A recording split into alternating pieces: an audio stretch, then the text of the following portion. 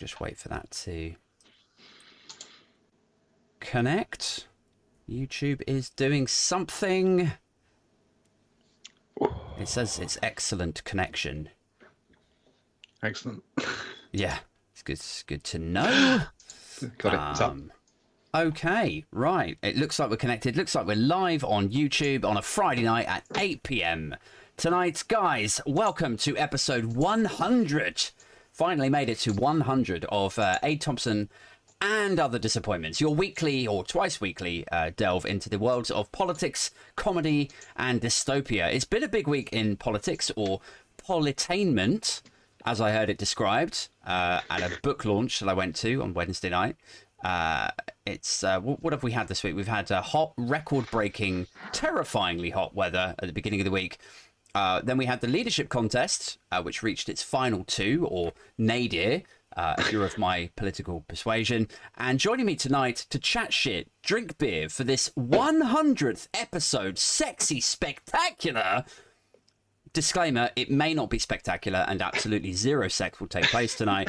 But joining me, regardless of the lack of promise or of a good or sexy time, is the all-round good and sexy co-host of the On Topic podcast and left-leaning political contributor, John Left of the Countryside. Woo! That was quite the intro. Thank you very, very much. Yes, it has been a fuckstick of a week. I think that's the correct term for that. It's been crazy. It's been so fucking hot.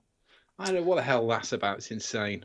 It's like in any other political period, if those 2 days of like 40 degrees or 41 degrees temperatures had taken place, it would have been like, it would have shaken the government of the time. But it kind of speaks to how overblown and amplified, but as I say, like politainment is now, that actually the leadership race was the most important thing. Like on the front pages of all the newspapers all week, it's just like, well, who's going to get the Tory leadership? There was two things, which was yesterday's weather, because the newspaper is obviously yesterday's news. Sure. So it was yesterday's weather, which is of use to no one ever. Yep. Fuck, it was hot yesterday. Brilliant. I don't give a shit. So I think I always think there's 5 right-wing newspapers in the UK that are, you know, what we generally think of as mainstream. And every day it was basically 3-2. So it was 3 weather, 2 race, or 2 weather, 3 race. There was did it all the time. Fuck me, stuff's on fire. Fuck me, it's hot. Fucking hell, look at these bastards. They're still doing it. Oh, and on just the continual slagging off of Penny Mordaunt until she was finished. Like, Rishi saying he won't cut tax, but Penny Mordaunt kills children, so up to you. But isn't it wild that you've got this sort of kind of half caretakery non-government in place, and what should have happened, whether it was like yesterday's news or this morning's news or wherever, like you would expect somebody to be knocking on the door of number 10 and going like, the fucking country's on fire, lads. Like, what are you going to do about it? Somebody said, there was a great tweet yesterday I saw, which was, it was my friend Peter Huxley on Twitter. He posted about Liz Truss. He said Liz Truss is doing a lot of campaigning. You'd think Foreign Secretary is quite a busy job. Yeah. But it turns out it isn't. You can just go, I'm just going to fuck that off for a month. No, Liz, you can't leave the pan on the hob. You have to continually stir. We can't have you going, it'll be all right. I'll just leave it. Yeah, fuck. I mean, it's been... I suppose it's been a depressing week for a bunch of reasons, right? So the climate change thing was the first time, I think... Like, I like hot weather. And I've always been sort of comfortable-ish in, like, 30 degrees or 34 degrees. I'm not bad, yeah, I agree. Right, normally in this country, you get a particular sort of subset of people who will moan endlessly about it being 9 degrees and raining for like 10 months of the year. And then the second that it gets up to like 30 or 27, the same fucking people go like, oh, well, this is too hot now. But I'm always like 30, 31, 32. I can handle that. That's fine. But 41 degrees is a bit like...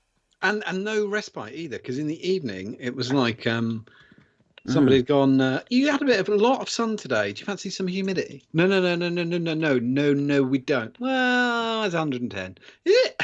Yeah. Fuck you. No. And even if it was cool enough to sleep, like for me, like if I wasn't all like roasting, it's too hot for the 1-year-old upstairs. Like even if you can't even explain it either. It's like you can't go.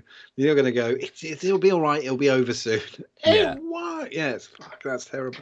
That's like kids with when they get something awful, like a diarrhea and vomiting and stuff.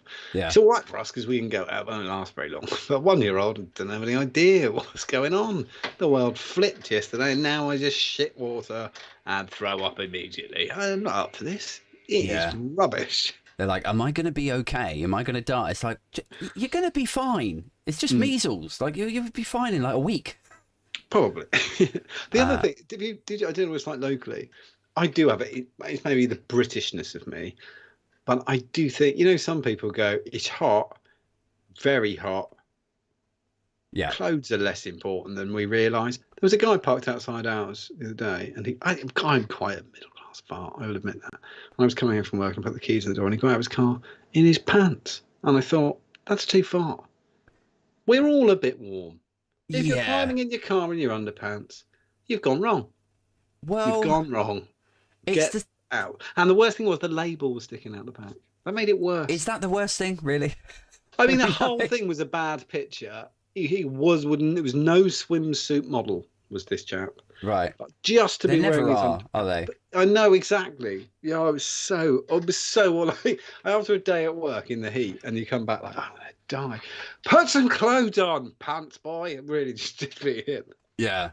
It's funny because I imagine, like, if you're the sort of person who possesses the psychology to have the self-awareness to eat healthily, go to the gym, keep your body in good shape or whatever, you would also probably possess the self-awareness that not everybody wants to see you walking around in your fucking pants, mate. Like, it's just nobody ever. No, but I will say I'm quite funny about that. I remember being shopping once, and I was getting something off the shelf, and the guy next to me got something off the shelf and he had no top on. This was like a few summers ago, and I was like, really? Is that where we are now? We just go shopping with no top on? Is there not a level? I mean, fuck, come on. I mean, a string vest I'm not asked about. Wear that. But this is madness. We can't. We have to wear. It's just a thing to wear clothes while we're out. We're in the age of post shame now, aren't we? People just don't give a fuck anymore. People need shame. I agree. But shame is on furlough. Have some shame. Have some of my shame. I've got loads. Just don't do it. Yeah, I have too much. I'm in oversupply of shame. Have a little bit. But this is the thing. Like, would it be good just to go, whoa, and then you kind of went, oh god, I left the house in my pants. Exactly. Yeah.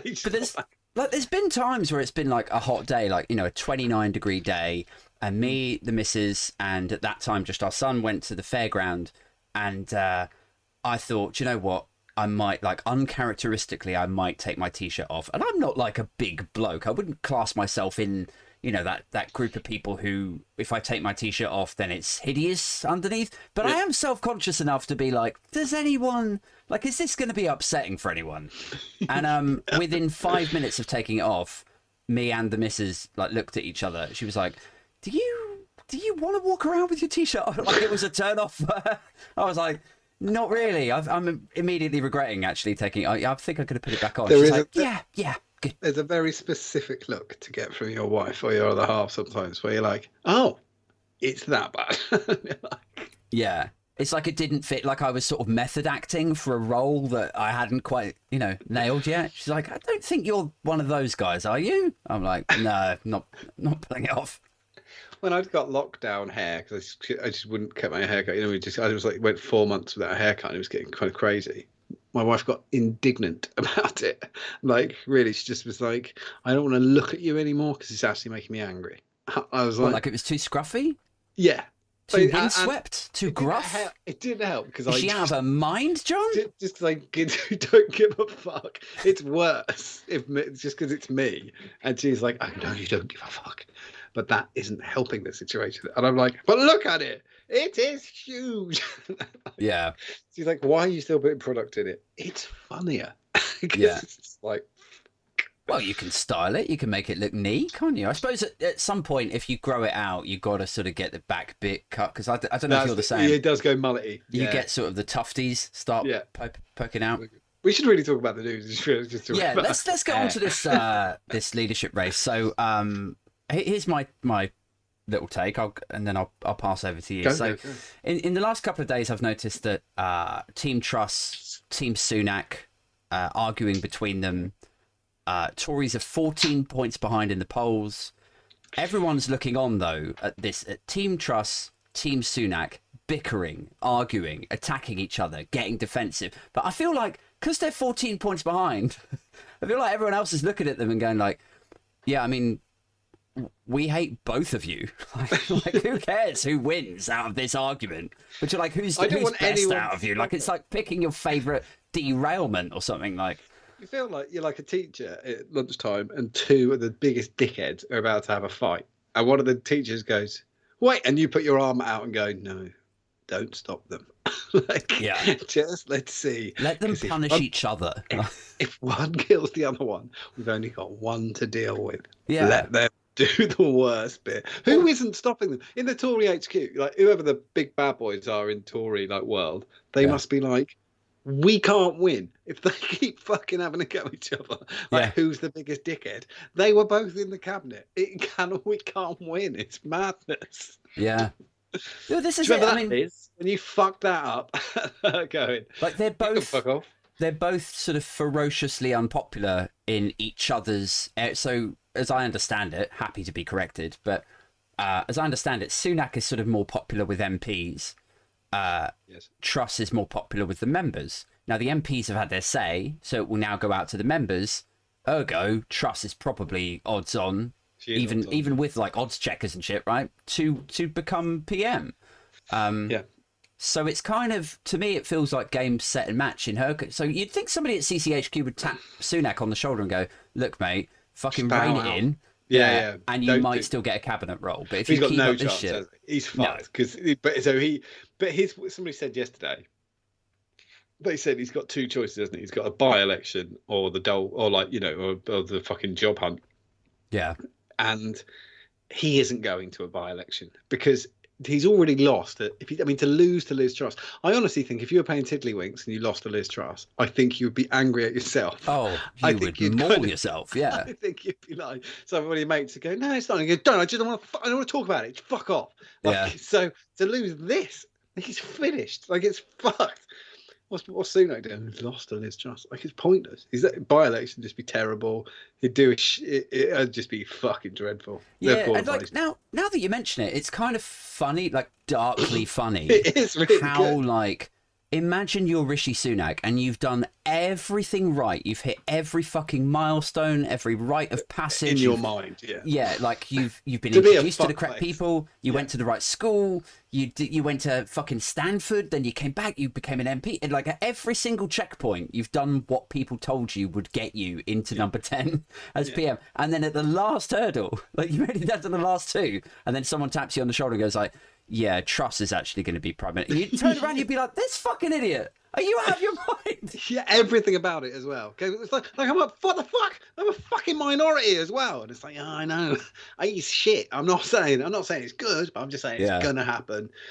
She got confused by toilet roll on Wednesday. I saw her. She didn't know what toilet roll was. Yeah. I know, but they like her. You're fucked. But do they? Like, who actually looks at Liz Truss with her fucking cheese bragging, like the trade deal cheese stuff, and then the pork market shit, and the whoever wrote that for her wrote it was like they were. I honestly, there have been moments where one of these idiots has read these things out, and whoever wrote that was giggling as they did it. They were like, pause, like they were in on it. Cheese. Yeah. And some of their mate went, "Mike, she isn't going to read that. That no one would read that." And he's like, "She will." Honestly, what? Then pork market. Yeah. Where do we get? Oh, brilliant. She's going to go. And then she was doing it on stage, and he went, "I fucking told you." Look. Yeah. Because on the whole, she was at a Tory conference, and they didn't react. Yeah, it's like it becomes this never-ending question of, are they actually that fucking stupid, or are they are they like? Is it stupidity? Is it careerism? Is it that they're that detached from the real world that they actually can't decipher? I think that's what is normal and what is going to have the piss taken out. Do you think that the best for us is trust wins by enough so it's not questionable? So I want 55%. I don't want a 90 shit. I want 55, 45, because then as well, because we're already there with the whole party, because we've now got it set in stone that it's split to fuck. Yeah. So now, if we can get their voters and the whole party split to fuck as well, it's even funnier. Like everybody, that just leaves the whole thing in turmoil, because now you've got a leader who 45% of their party don't want. And I was like, yeah, fucking yeah, again. Yeah, division. If I was a prick, I'd want 50.5, but they'll get a recount, and then we'll be fucking doing this forever. Yeah. So I want 55, 45. Just we're really, 48, 52. Let's keep things consistent. Just shitty enough. Yeah. And an apathy as well. I want people not to bother voting. I think got 200,000 members. I just want 150,000 to go. Can't even be asked to send it back. Yeah, have like the sort of Tory equivalent of the Corbyn left of Labour, where they just go like, well, you've lost my vote, and until you fix the Conservative Party, I won't be voting for it. Just a split down the middle, I really enjoy that. I do hate the vote. The turnout thing is so depressing. Yeah. I've explained this to people. The figures are there. 2019 drives me crazy. Those people go, "Whoa, the working class voted for Boris Johnson." Okay, what are we calling working class? We're going to say, let's call it 25,000 under, because I think that's fair. Yeah, yeah, we'll call it that. Yeah, they didn't vote for Boris Johnson. Yeah, they did. No, yeah, no, they didn't. No, it's there. The figures are there. And this is a narrative. It's infuriating. This is a narrative that gets spun so often. Is like in fact, I even saw, who was it? Was it Kevin Edger or Darren Grimes earlier tweeting about it, saying like he connected with parts of the country that no Conservative MP has ever done. I was like, no, he fucking didn't. No. Like the same shit. How come when the Conservatives win in, was it Hartlepool they won in 2019? Yeah. Then it's like, oh, he's connected with people in the Red Wall that no other blah, blah, blah. But when the Conservative, when they lose a constituency in the South, because their Tory voters didn't turn out for Boris Johnson, then it's like, oh, the Tory voters didn't turn out for Boris Johnson. But, it's like, it can't be both. I think and somebody else put this way more eloquently than I can the other day. Somebody I follow on TikTok. I'm so sorry, I don't remember the name. But they were talking, and they said no. They were talking about the left and right, and they said no. The left analyse themselves. The real left, not the fucking idiots, not there because there's fucking idiots everywhere. But the real left go, yeah, I want this. And then when their leader, because they're not fans, they're just they want a change. When their leader does that, they go, well, no, I don't want that, you dickhead. They don't go. Like Boris Johnson will do something, and they just go, well, I'm his fan, so I better cheer. Whee! Yeah. What? But he just said that you're going to be jobless and they're going to kill your dog. Well, I know, but I'm his fan. So. Yeah, he's just telling it how it is. Yeah. And that dog has been around too long. What the fuck are we doing now? The other thing... Yeah, we always hype around. I think under 30s, let's be fair, didn't vote, basically. Yeah. Corbyn had them up to 40, I think 40, 42, 43. Like, it was a landslide for Corbyn. And then the only real divide in the country, anything really to look at in an analytical way, was age. Yeah. Everyone over 55 and over, or 60 and over, voted for Boris Johnson. But nobody did under, and nobody 25,000 or under was voting for Boris Johnson. It just didn't happen. It's fucking bollocks. Working class, they like you. No, they don't. And the people we argue with on a daily basis, I will say, I don't think most of them voted at all. They didn't vote anyway. And if they did, they were on the losing side. So I don't understand what the fuck they're on about. Yeah, I think the people that we argue with, and just to sort of bring clarity to that for anyone that's sort of less aware of what we do, tend to be like TikTok commenters, people replying back to tweets and so on. But my sense is that most of them don't know a huge amount about politics. No. Actually, what they're doing is they're subscribing to a sort of weird, warped groupthink and tribalism. Like, they like the idea that they're on the winning team, and they see Boris Johnson as a sort of mascot of that. And so then when people like me and you complain about Tory governance or a lack of leadership or a lack of responsibility or corruption, they then jump in because they see it as a way of sort of stroking their own ego to say, well, my team won in 2019, my team connected with parts of the North and blah, blah, blah. But it's like, it doesn't take long for you or me or Tan or Davey or whoever to pick beneath that scab and go, well, hang on a second. Go on then, you've got to go explain that. And they go, oh, you would say that. What? Yeah. There's no argument. The other thing is, I remember it was recently as last year when people were, I'm no Andy Burnham fan.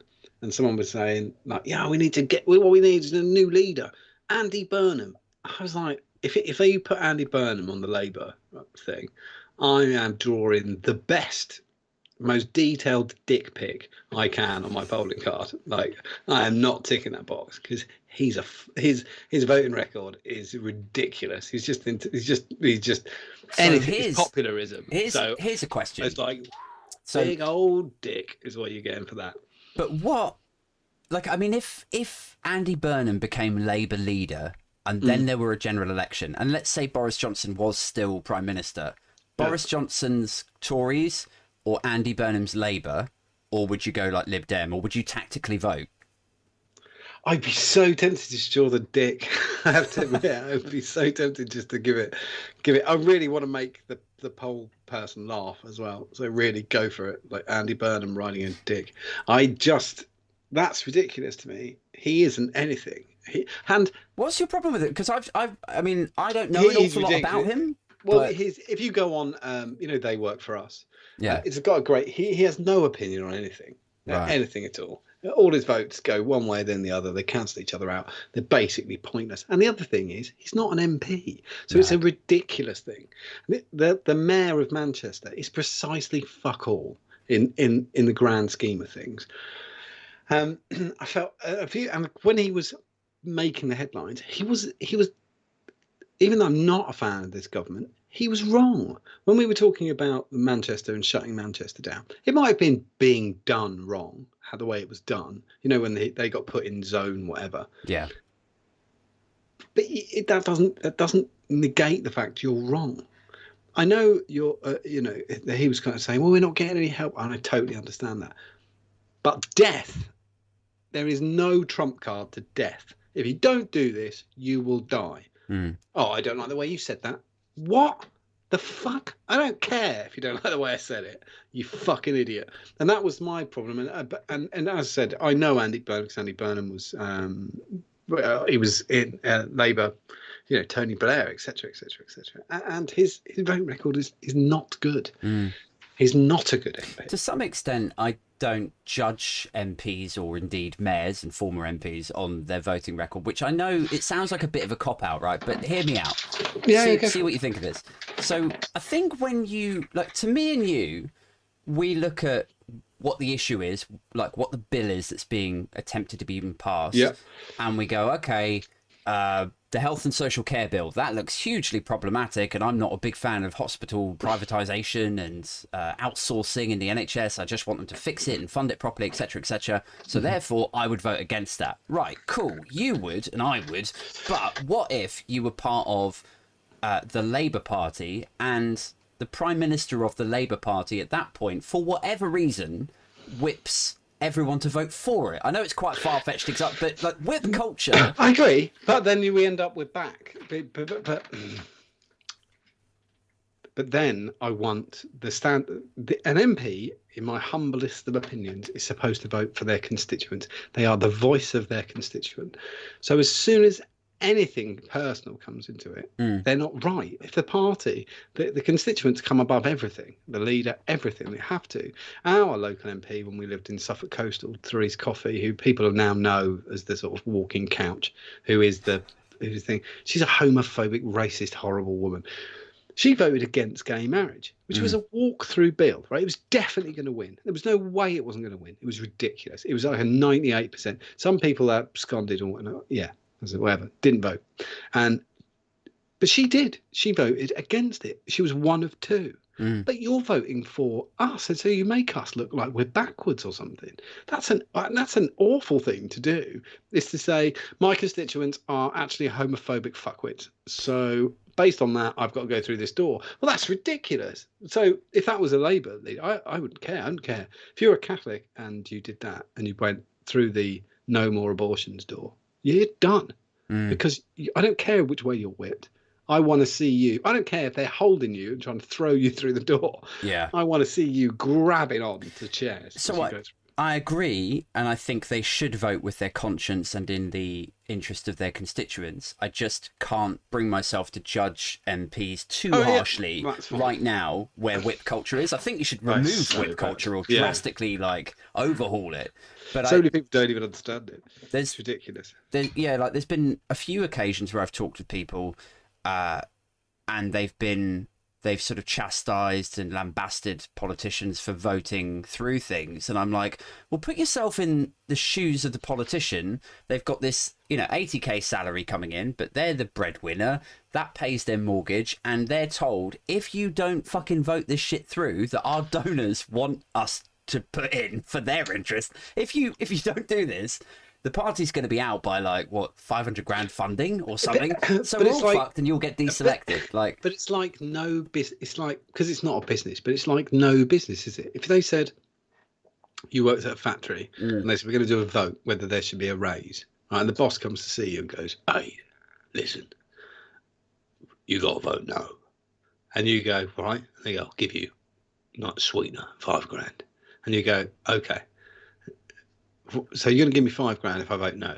"Yeah." And you go, "Okay, I'll do it." And they go, "And when you've done it, we're going to put your name on the board." "What? Right, what the fuck?" Yeah. "We're going to put thanks to Aid for walking through. No one gets a fucking raise." Because that's the other thing, is it's not like it's a secret. Your fucking name's on the thing. You're fucked. Yeah. Not only now you're Andy Burnham, now you've got a wanky voting record. But I think that's perfectly right that those fuckers. He's now the mayor of Manchester, which I couldn't give a fucking shit about. I don't understand why anyone cares about that. I don't know who's the mayor of Leeds. No idea. Yeah, it's who's the mayor of Brighton? I don't give a shit. I don't care. It's because he's quite loud about it. And yeah, I mean, I think it's a good move career-wise, which maybe that sort of ties in with what you're suggesting. It fits him perfectly. Yeah, it fits him perfectly because he's just popularist. So whatever he can't get through because he's basically got no power at all, he can go, "I tried my best," which is the perfect job for Andy Burnham. He can't be the leader of the party. It's ridiculous because "I tried my best" doesn't work if you didn't. Yeah. What was your thoughts on the? So just going back to the Tory leadership stuff, I saw a few tweets and I saw a couple of articles where they were congratulating, or self-felating, probably is a more accurate way of describing it. They were congratulating themselves for having the most diverse leadership candidates in the political arena in recent memory. And there was quite a few conservative commentators saying this is the sort of diversity that Labour could only dream of. Did you see anything like that? Yeah, I did. So I was talking to somebody about this today as well. If those words are at any cost, then you have gone mad. You're insane. You can't go, our family are actually from the Caribbean. She was here in the Windrush. She's worked her way all the way through school. And and she put herself through private school. Both her parents actually owned a newsagent. Her uncle's a butcher. And here she's a massive racist. Anyway, you're like, what the fuck? It's mad. She's a transphobic, homophobic nightmare who's a bit thick. And you go, well, who gives a fuck? I don't care what race she is. That's insane. Fuck off. Yeah. So they've been doing that for ages. You know about fucking Cruella Patel going, she can't be being a massive racist, xenophobic nightmare because she's brown. Yeah. What? She fucking is. If you did the whole thing without showing a picture and you read the profile, you'd be like, "Oh no, it's a massive racist." When you were showing the picture, you wouldn't go, "Oh no, she's not." She is. So there she is. She's a bigot. It's fascinating, isn't it? It's like you would hope, or you would think that people like Patel, Cleverly, Braverman would understand the role that they're actually playing for the Conservative Party. Maybe they do, and they're willing to strike that bargain to kind of like sell their soul to get to the top. Exactly or near what the it top. is. Yeah. But it's got a name. I'm just trying to think. I've got some useful idiot. I don't know. Porn. Tokenism. I don't know. A rocket raccoon. Is that the right one? But then there's the other one is. White on the inside, black on the outside. Well, I can't remember what the thing is. Yeah, it's like it has been a fucking. But it's kind of like I think it sort of speaks to this idea of what they'll do is they'll have a sort of trophy of the thing that they wish that they were actually showcasing. So in the case of like people of color, what they'll do is they'll get a report back, like the institutional racism report, where Boris Johnson like took a casting glance at it, and the report was a huge whitewash. A lot of people were very insulted, offended by it, and saying like, what the fuck is this nonsense? Like, it says there's no such thing as institutional racism in the UK. Are you fucking joking? And the Johnson administration were like, well, cool, case closed then. I guess there's nothing to look at. So they won't even acknowledge the findings of because there was people cited in that report who then came out in the open and said, I never fucking spoke to these people. Why? Why is their quotes attributed to me? So they won't look into institutional racism, but what they will do is take a black guy or a woman of South Asian heritage and put her in a position of power, because then that's the easy thing. Then they can say, no, look, there's no such thing as racism, because if there were, then you are within a breath of I've actually got a black friend. You are there. You're in the room. Yes, you're right. It is. I've got a black friend. The Whitehall equivalent of that. Yeah, and it's the same. It goes across like the entire diversity arena. Like so they congratulate themselves on having. Well, if Truss does secure number 10, she'll be the third female prime minister, and in like anyone who will listen, they will say like, well, it's third Conservative prime minister. What are Labour even doing? Like, I know women who don't count Margaret Thatcher as a member of their gender. like, yeah, she's got a vagina probably. I mean, nobody checked. Yeah. I think if you ran sort of psych evaluation on her, you would find. Dennis, has your wife got a vagina? I don't know. Yeah, exactly. I think if you did a full psych evaluation on Margaret Thatcher, she would come out with the fucking sociopath dashboard, like flashing, just like no emotion. Liz Truss has got her economist, hasn't she? She said, I've had all my maths checked on my insane tax ideas. And you went, who is it? And she went, he's an 80-year-old college professor who wants to work with Margaret Thatcher. Here he is. Is that Patrick Minford? Because I've seen, yeah. Saw his name bandied about. He's 80-year-old. He's a professor of economics, and he used to work with Margaret Thatcher. So for the benefit of people who are not so familiar with him, so this guy is the economist. And when I say the economist, I don't mean like in the prestigious sense. I mean the singular economist who said, "I think Brexit's going to be bloody great. I think it's going to cash inject Britain with 400 billion." But he also thought that Margaret Thatcher's economic plans were brilliant. And they were perfect, and they would make us the most booming economy in the world. I don't know if anybody watching was alive in 1989. I was. It didn't go well. That is what I remember distinctly of 1989. Yeah. Just well, we eating potatoes again. Yummy. More potatoes. Yeah. Or rice. Let me rewind. Like, yes, we're eating potatoes if they don't repossess the house first. Good times in the 80s for a lot of people. Yay, Thatcherism. Triple. That'd be fun to pay.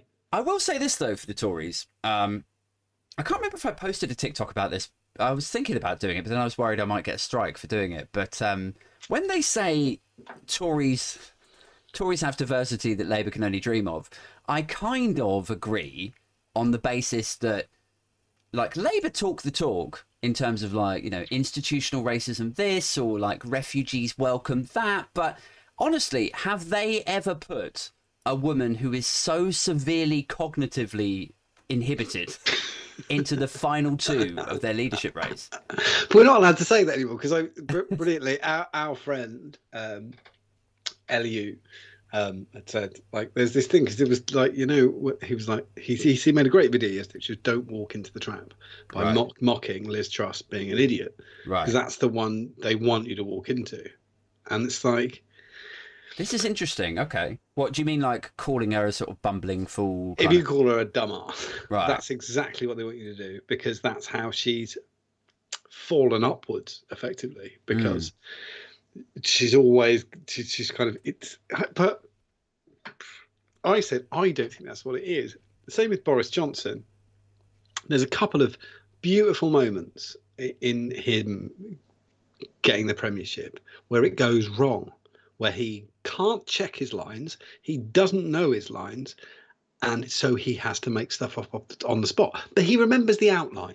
That's the key, and that's what we're going to get with Liz should she get the top job, and what we're going to get in the next month as well is how long Liz's memory can last, because you can't read it. And the two times I'm talking about where Boris Johnson forgets his lines are the less famous shampoo incident. Right. What shampoo do you use? Now you have to remember he knew the question before the question comes up, so that's how TV works. He's going the rules are I'll answer whatever, but I want to know the questions before. Now at the time, Dom Cummings is basically in charge, and his team are in charge, and they've told him how to answer that, how to answer the shampoo thing. But you see the moment of pure vacancy in his brain where it's gone, because he's answered a few questions and the answer to the shampoo question is gone. And so he says he can't remember, but he does remember it's blue. Right. It's blue, and I wash my face and my bumhole and my moobs. Like, and it's like fucking mad. He's just trying to run out the clock. That's number one. Number two, and the most famous one, and you can actually go and find the clip on YouTube, because I actually think it's, if you disbelieve what I'm saying, this is the clip that will convince you. Which is the buses, which is the what do you do in your spare time? Oh, yeah. He gets the line wrong, right? He's supposed to do the buses thing, right? That's what he's supposed to do. He's supposed to be building the buses, but he fucks up by saying painting, which he isn't supposed to say. So he says, "What do you do in your spare time?" And he goes, I paint." And the interviewer goes, "What do you paint?" And he goes, buses. And he like goes, a senile old bastard. You paint pictures of buses? No, I make buses from wine boxes. Like, it's the most. And you can see Dom Cummings is off camera like that, like going like that. Fucking idiot! Like, going mad. You're a fucking idiot. You can't remember the fucking thing. I really wanted the interview. What the interviewer with Benny Nouse would have done is, "Oh, we're in your house. Yeah. Where is it?" That's what I would have done. Okie doke, get one of the buses out there, because I don't believe they exist. I thought maybe it was in a different interview, but I thought that they asked him what he does in his spare time, and then he sort of gestured like a drinking gesture. And then did he go into like the painting buses afterwards? So I was of the impression, or the possible. I don't know what he's supposed to say, but whatever he's supposed to say is not that. And I don't know if you know, but Dominic Cummings, and it was this broke when Dom still had his job, was he had vehemently told Boris Johnson to never ask a question on the fly. Like, he basically said to him, "You are an idiot. Yeah, and you will say something stupid. You can't improvise. Just fucking button it." Yeah. And that's how he ended up in the fridge. That's exactly how he ended up in the fridge, because he got pinned down and he was like, "I don't know what to do. I don't know what to do, because Dominic has told me to never answer questions that I don't know, what the question is. I'm going in the fridge." Like, and that's exactly. And if you watch that back, you're like, how was that not the end of his leadership run? He was going for leadership, and they went, "We've got a prime minister who would rather hide in a fridge than fucking answer a question," because he doesn't know the answer, because the man who tells him the answer isn't there. That's terrifying. I remember watching I think it was a Newsnight piece around that time where they said actually there's some parallels that you can draw with him, and I think it was like early Putin, where he had stopped answering questions from journalists, and instead he would then do these sort of these pre-recorded videos to put out, and the idea was that then he's still sort of facing the nation, as it were, but there's absolutely no threat, there's no risk to him that somebody's going to fire back and go like, "Well, hang on a second, you just said about this, but we've got evidence," like, you know. That's why, but that's how we had a press room that was built, and we lost it within a week of completion because the man is so fucking stupid. He built a press room and only latterly realised, shit, they can actually ask questions like they do in the White House, where they have a press officer.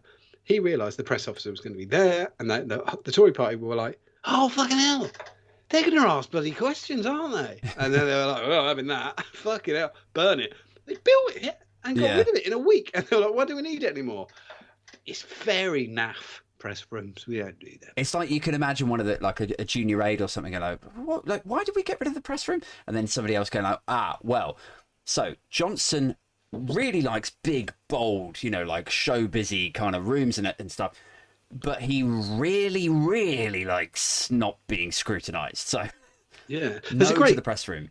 Ollie has made, not Ollie, sorry, Silent Adler has made a comment in your feed, and it's quite good because it's a good question. I just wished at one PMQs, well, it's not a question, it's a statement. I wish at one PMQs, Starmer would ask Johnson one single question and refuse to move until Johnson answered it. The funny thing is, that's impossible because Lindsay Hoyle will ask him to sit down, and he has to sit down, or he'll be removed. So he can't do that. And that when we watch Johnson, who's now finished.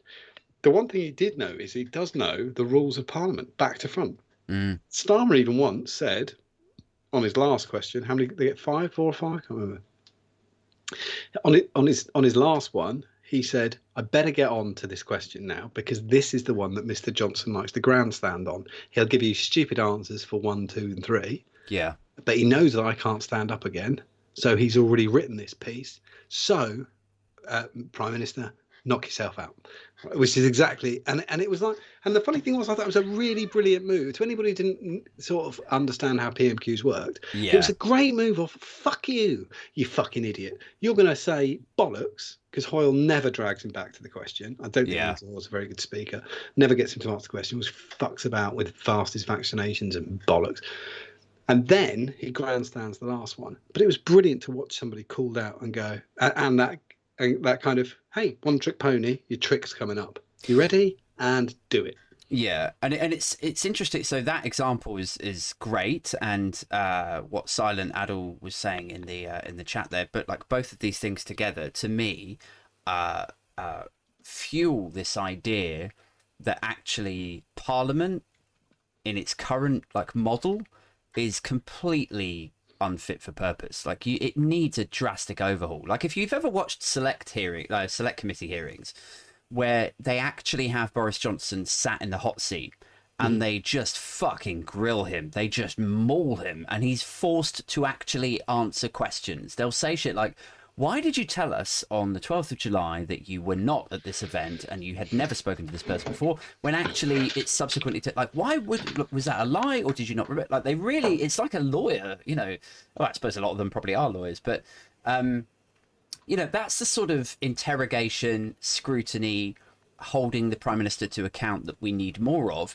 What we actually get every Wednesday with the leader of the opposition is this fucking pantomime of like, I'll ask you a question, John, then you don't fucking answer it and just like keep wrapping your hand on the podium and just sling out some slogans. It's fucking infuriating. I agree with you. When you look at those select committees and you kind of think, oh, this is a grown-up conversation.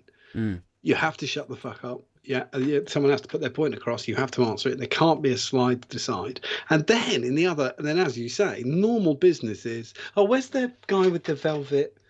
Where's the woman with the velvet plush thing, the hat on, and a mace? Oh, here she is. Oh, here we go. Like, what the fuck? And we've all gone, yeah, that's all right. That's normal. And when people say, and like, as you say, and PMQs, it's also the weirdest thing is that I just think should be banned outright. Your own party, I have seen no point in you asking questions. When he goes, I'd just like to say to I would like to ask my honourable friend why he's so bloody brilliant at giving head. Fantastic. And then Boris Johnson goes, I practice. I just practice.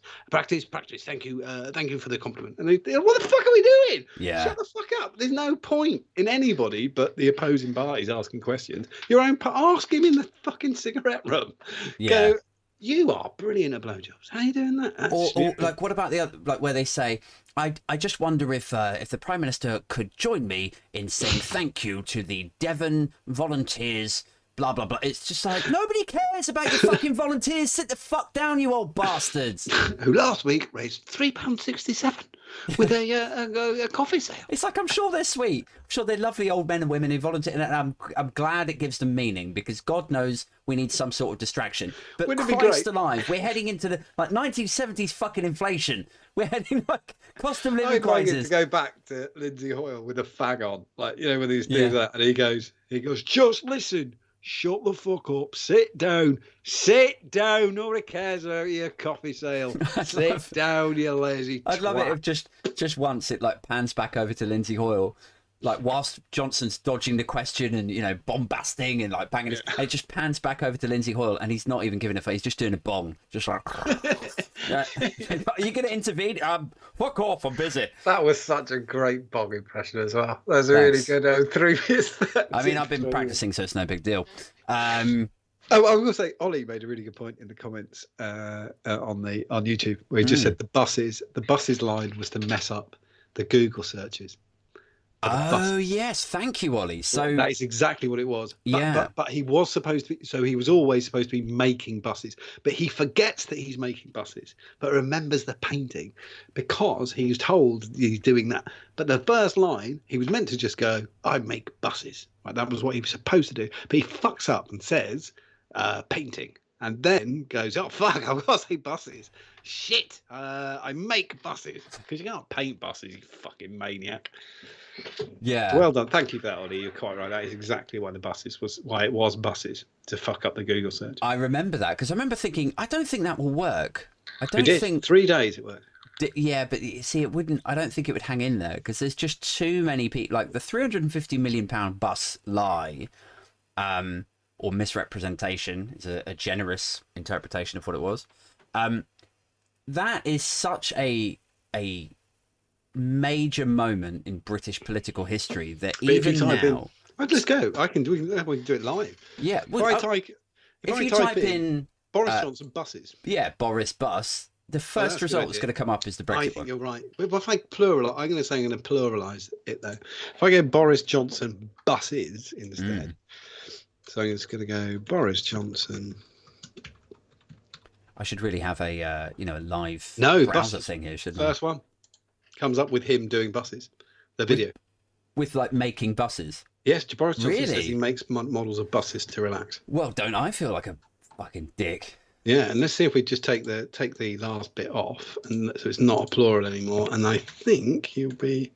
Ollie says it works. Yeah. Boris bus ticket. Yeah, it's gone. Boris ticket. Yeah.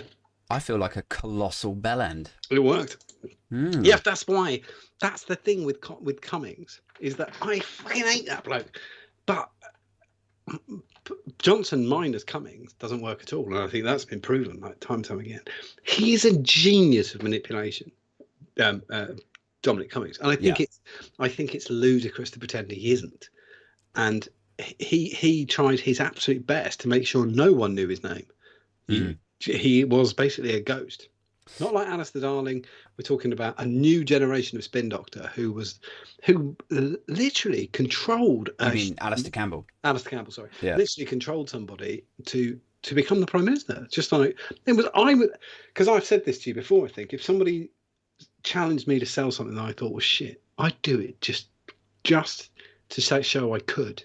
I think there must have been a part of his warped mind that went, yeah, I reckon I can get that dickhead as the prime minister. And he did it after all the crap came out. The funniest bit was he didn't even sign the Official Secrets Act. We had a man who was basically the second in charge of running the country. He didn't piss around. That's absolutely true. Yeah. And they went, well, thank Christ he's signed the Official Secrets Act. And that was his first thing he didn't do. Yeah. They brought it out and he went, fuck off. And you're like, oh my God, come on. Which is quite sort of, that just shows how powerful he was. Like, hugely alarming. Like, why are there not checks, balances, mechanisms to ensure that somebody in that position in Whitehall is not forced to sign the Official Secrets Act? And then number two, there's these sort of ripple effect questions, which is, why the fuck would you not sign the Secrets Act? If you're in that position, What would you be worried about? I think it was because he knew he was more important than Prime Minister, and he effectively was. You're right. Like, so you think it could be like a sort of ego thing? Like, I'm not going to be pushed to sign a document that Well, I just think there's a or what if Boris Johnson said, "Look, Dom, you've got to sign this," or what, or I would have to let you go, and then you're not going to be the Prime Minister, are you, dickhead? Yeah. Dominic's made some very good points. But there's still then we come back to the why. Like, why would the Secrets Act? I think it was his power just to say. See, I think right. I don't want to get too tinfoil hat. I think he could sell a book as well, because I think the book's worth millions for Dominic coming. Yeah. Oh, if and when he does publish like his autobiography or memoirs or whatever, then absolutely. But I was just going to say, like, I know it's been documented that he spent some time in Russia, and there were question marks over Brexit funding in terms of like shady Russian investors with links to Putin, I believe. I don't think I'm talking out my arse in that respect. And I just wonder if you had somebody who was, and I'm speaking purely hypothetically here, if there were somebody in that position who were a Russian asset, what's the one giveaway document that they would refuse to sign for fear of later being prosecuted for like espionage or whatever? It'd be the fucking Secrets Act, right? Yeah. And they'd push back and they'd say, I'm not signing that. I'm not signing it. I will say the official Secrets Act is very, you write code. My dad writes code, and 3 times he's been asked to sign it. First time he signed it, and the information can be manipulated. And the other thing is, if you've got a child, it's very difficult. So if you were at work all day, say you went to work in the city and you come home and your kid said, "What did you do at work all day, Daddy?" Right? You can't actually answer. Right? You can say, "Oh, I did computer stuff." But now let's draw into this. What do you have for lunch, Daddy? You can't tell them. No. If you've signed the official Secrets Act. So my dad did do the first contract. And he worked the second time he worked for the military. He worked for Ministry of Defence, and he said, "No, I'm not signing it." He said, "You either take me without signing it, or I'm not doing it." And they needed him, so they just said, "We'll do it." And then he worked for the Ministry of Agriculture, and again he said the same thing. He said no. He'd got 5 kids with his 5 kids in a house, and he said he basically, his other thing was that their code that they used to secure the information was shitter than what he was writing. So he was like, "It isn't safe at all, you dickhead." So I kiss my ass. You either want me or you don't want me, but I'm not saying, if my kids say, "Did you have a jammy dodger at work today?" I'm not going to go, wing, yeah, I'm fucking telling you about jammy dodgers. Fair play to your dad for being like sort of that honest with them, because I can imagine, right, if I were in that position and perhaps it's being self-employed as a contractor, but as you know, a self-employed coder, you've either got all the work to do in the world or none. Yeah. And so he wrote a thing called Pro4, which is a tagging system. So there was only about 20 of them in the country. So he knows he's got the upper hand, which is fuck off. Like, and everyone on the team is going to say fuck off, because he'll tell them to as well. Like, he'll go, "What if we all tell them to kiss our asses?" And they go, "Oh, that'd be funny," and they all do that instead. I was going to say, like, if it were me, I would just sign it. And then when my kid says, like, "What did you have for lunch today?" I'd just tell him, because I would make that sort of judgment. I'd be like, well, "This isn't important. It's not." I know you can't, yeah, exactly. in inverted commas, but it's like, come on, a jammy dodger.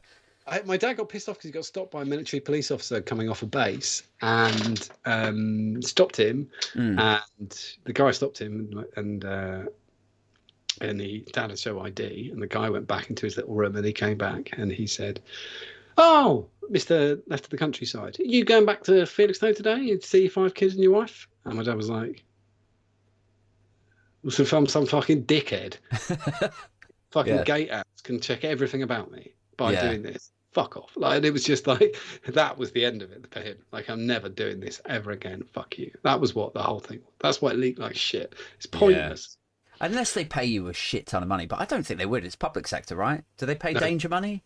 They do pay. As you know, coders, they pay. There's no choice, have they? The market. Yeah, but like coding for IBM or like Barclays or like coding for the MOD, like if there's gonna be that sort of invasion of privacy. Because and the other thing is, once the job's done, it's done. So he was working in Ministry of Agriculture, was Sittingbourne, and so you were in for 6 months, then you went. He was once asked to join a protest. The cleaners were agency workers, and they knew that the coders were agency workers, and they asked them to stand outside for a protest because the agency workers were getting a bum deal. Right. And the coders were such a bunch of fannies. Rather than tell the cleaners how much they were on, they joined the protest in the car park.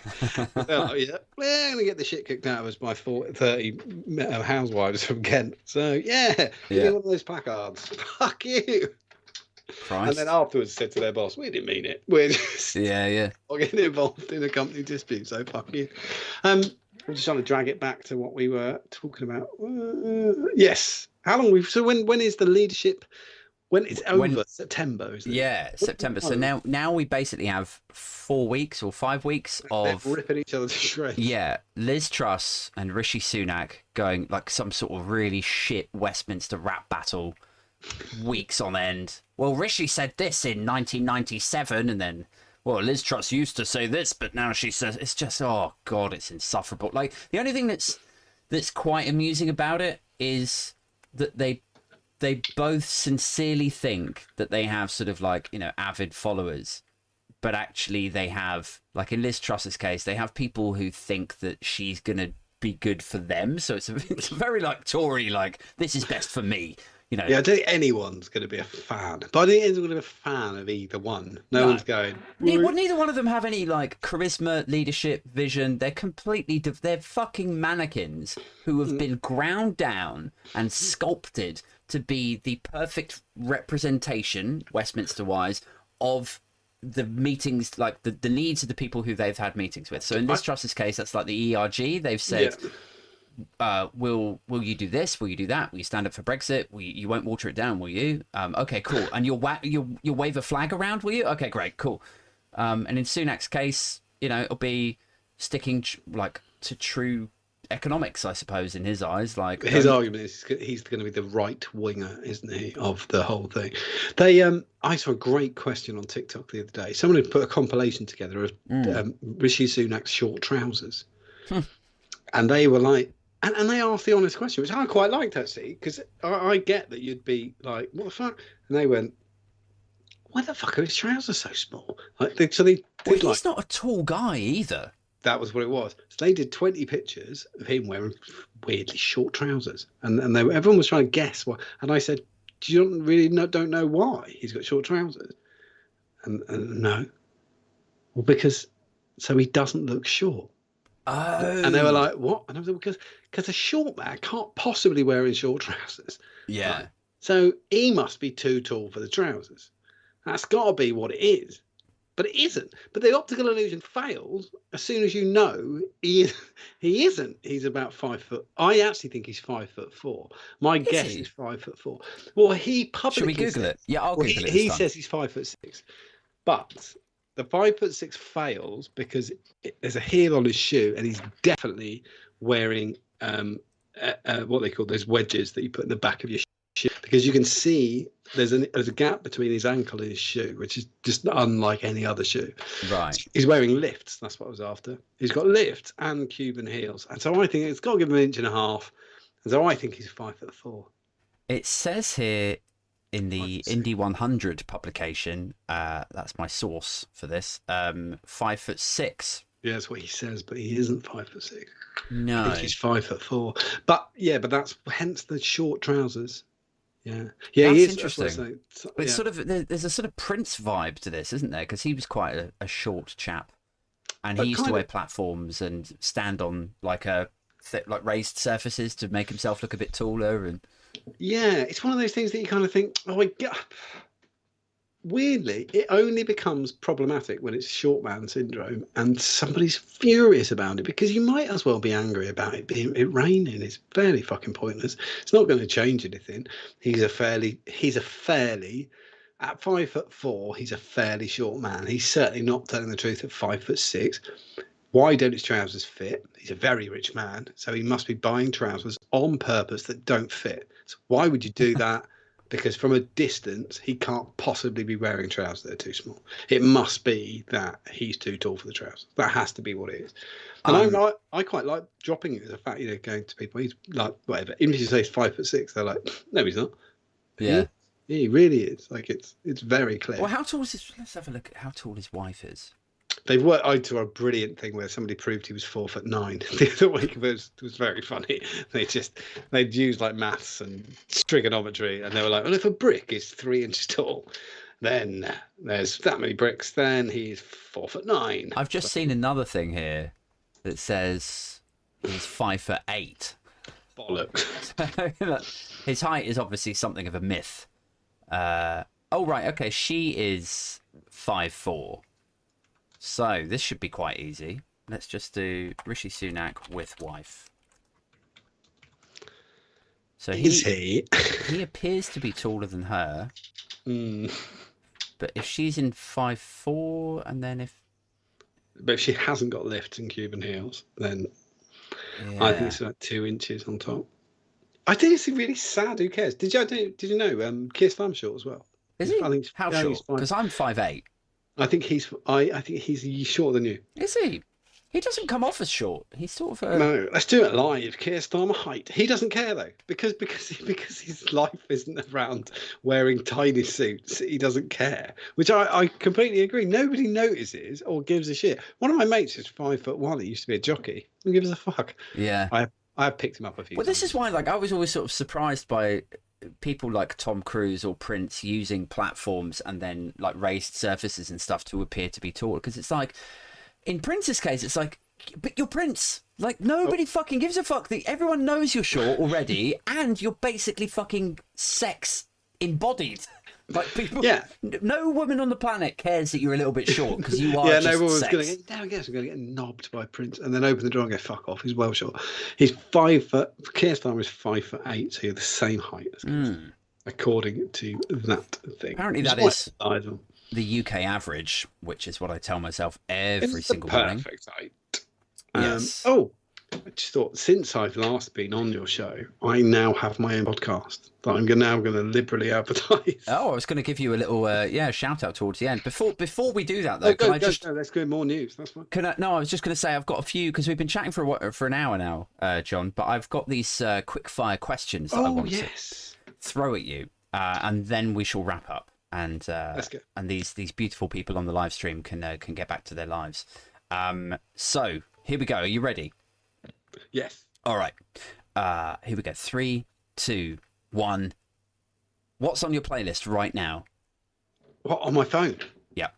Oh, Spotify crikey. or iTunes? Don't give a fuck. Oh, I'm a YouTube Music, because you can get everything on YouTube Music.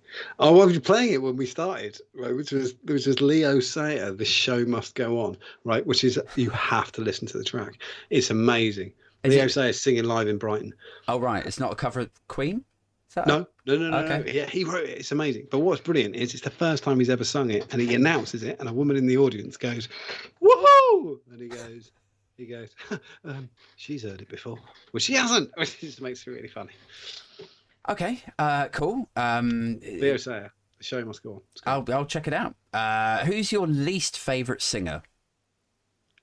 Funny if you said Leo Sayer now. I mean, I like the song Aid, but fuck him personally. Because I think it would change on a daily basis. But I'm going to say the guy who did Happy. Do you remember that Happy? Pharrell Williams. Yeah. Really? Yeah, because I think he trashed his own reputation. My wife was a big fan of NERD.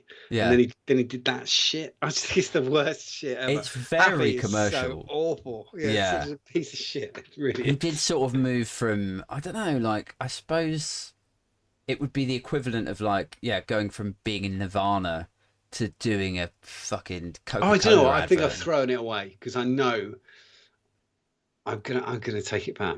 Do you know, I'm going to take Pharrell Williams back. I'm going to make it worse but better, because my wife would want me to do it. So I'm going to say Madonna. Okay, all right. Yeah, because post 86, 87, she is shit. Once you get to Ray of Light, you're kind of like stove your own head in with a shovel. There's so much to unpick here, because I'm, and always have been, something of a muso. So, okay, there's various periods of Madonna. I would say her... I like the poppy Madonna, and then the rest of it's just garbage. I don't care about it. But then define poppy Madonna. Is that like earlier, like Holiday? Yeah, Holiday. Yeah, okay. And Like a Prayer, etc. Yeah. I'm up for that. And then... What about Vogue? Yeah, fine. Yeah, and, okay. and then post like so late 80s, early 90s, then just sort of, and then it's just giving that to a fuck. Like Kylie is Kylie. She just does stuff. She can do I'm So Lucky and spinning around, and we're all like, yeah, fuck it, it's fine. She's cool. Well, But Madonna, like, fuck off. She did do an album of like where she tried to switch it up a bit and do some indie stuff with the guy from Manic Street Preachers, I think it was. Okay. The Manics really had it, and I know lots of people hate them, but there's some really funny. You Love Us, I think, is a brilliantly clever track. You Love Us. I just think it's so good. It's such a fuck you to the media that I really like it, and it's catchy. So you're kind of singing along. Like the idea is they're so egotistical when the whole song is basically it's like shit. And you're all fucking mad. What's your favourite swear word? Cunt. Same. Yeah. To the point where, like, so I was dismantling a shed earlier and taking it down to the tip, and obviously, big like tin aluminium bits and like scrape across your hand, and like I'm out in the garden with my kids just inside the house, scrape my hand, I'm like, cunt. That's brilliant. And you just got an E on your podcast as well. You get an E. You get an E for explicit. Oh shit. It's okay because we've both said it now. For an F bomb, you won't get an E. But you get an E if you say C. It's fine. Wow, I didn't know that. Okay. I try to do it every week. What episode of your life would you donate to a DVD entitled "Times John Was a Fucking Bellend"? Oh wow, that's a great question. Thank you. I would honestly say every single time I've been single and approached a woman, right, I would definitely just put that in there. I have no problem with that either. Yeah. Like, I remember getting so drunk once because there was this girl that I thought was quite pretty.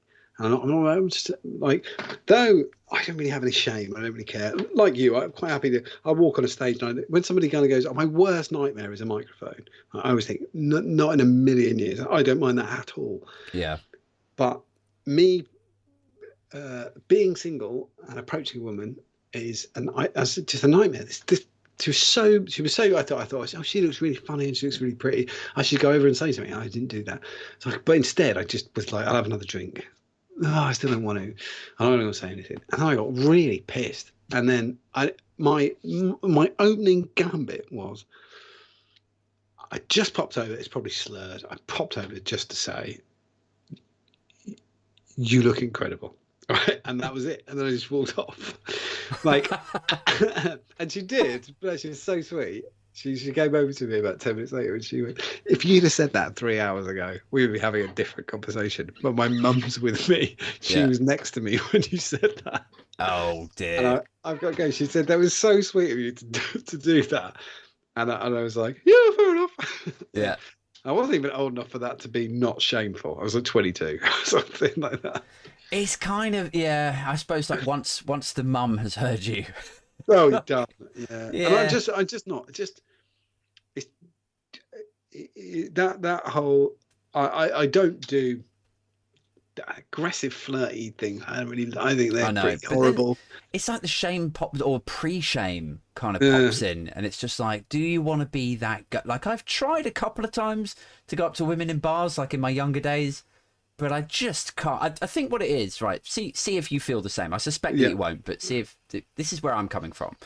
Is I come from a place where my baseline when I talk to anybody new is that they will look at me with utter contempt, and have zero time for me and judge me, hate me, not want to listen to a word that I have to say. Like, who the fuck is this clown?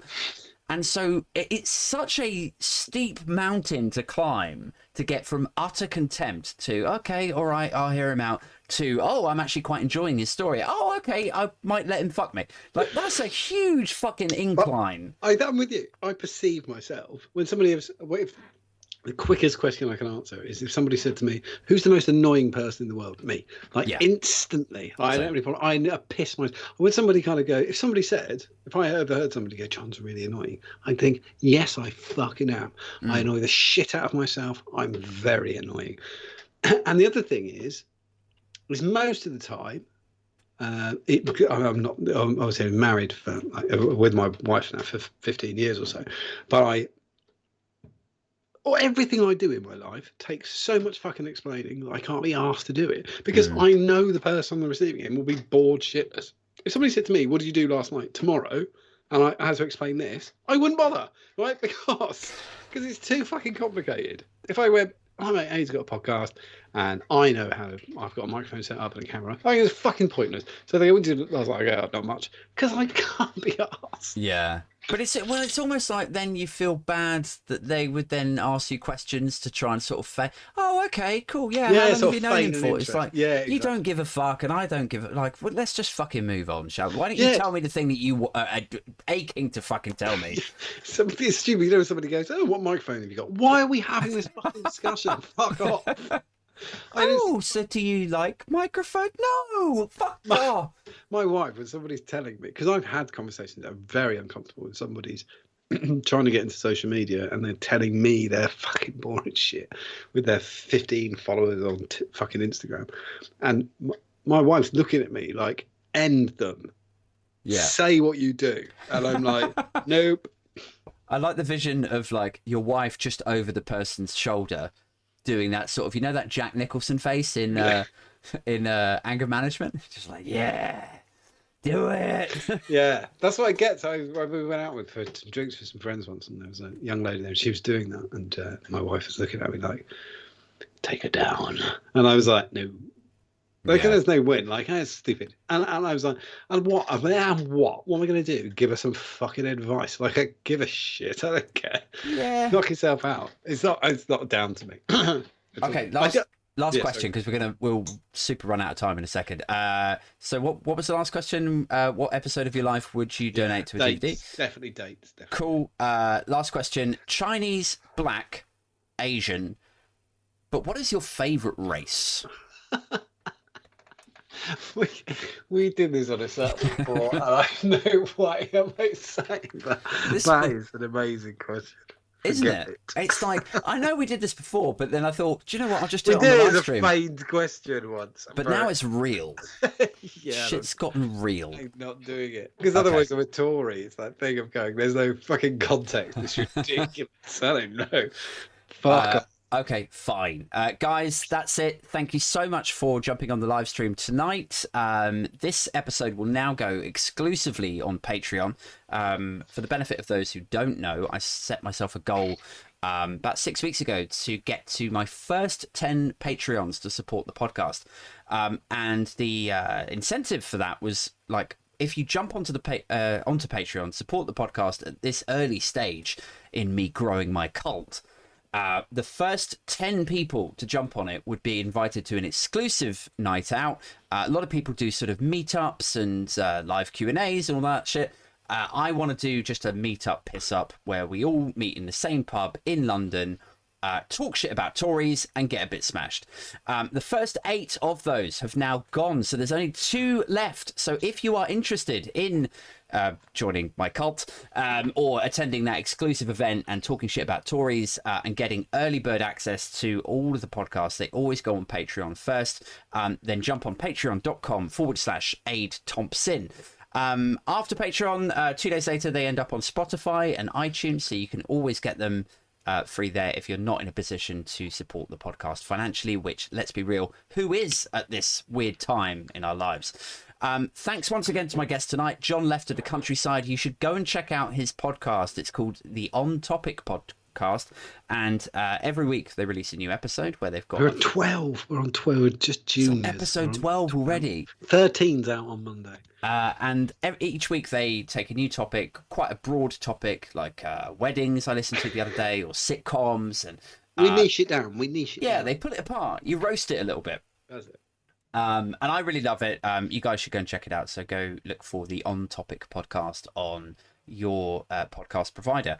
Thanks again to him. You can find him on Twitter under the On Topic podcast, or on TikTok under John Left of the Countryside. Thank you so much for having me. You're very welcome, John. Always a pleasure. And I'll be back next week on Wednesday for a solo show, and then I'm on holiday, guys. So probably a couple more solo shows while I'm away or something, because I'll get bored and my kids will be driving me fucking nuts. So until then, good night, goodbye, take care of yourselves and each other. Goodbye. Bye. Bye.